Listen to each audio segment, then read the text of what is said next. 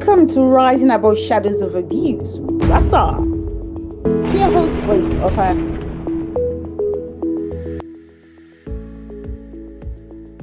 Our first newsreel is from the Metro, dated Wednesday, the 29th of January, 2025, by Sam Kobishley. Mohammed Samak, 42, denies murdering Joanne Samak, 49, at their home in Dotwich Spa in the early hours of July 1st, 2024. Opening his trial at Worcester Crown Court on Tuesday, prosecutor Harpreet Sandhu Casey told the jury that Samak lied to police, saying Joanne stabbed herself repeatedly before he found her slumped on her bed. The court heard he also claimed to have given CPR after finding a cut on her chest. But Mr. Sahud said police and paramedics were only called to the scene an hour later and reported no sign of any blood on his hands. Outlining Samak's 999 call shortly after 4 a.m., in which he was asked if his wife had stabbed herself, Mr. Sahud said, "That is not a difficult question."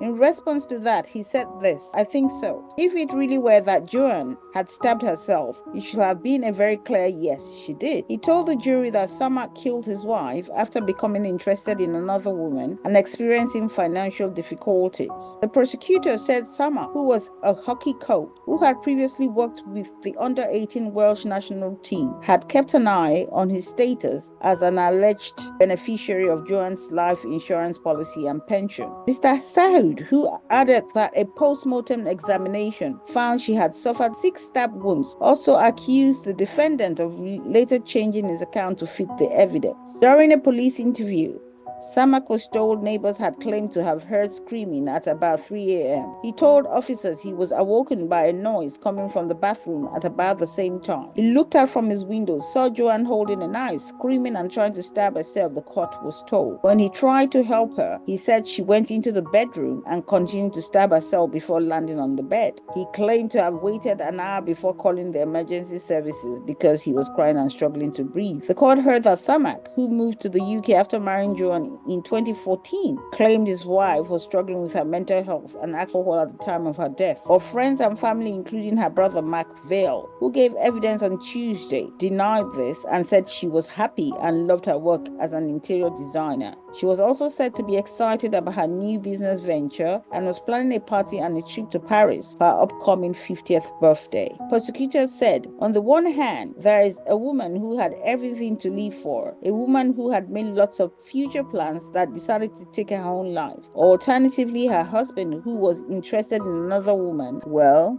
unfortunately, the wife has died, but he was caught.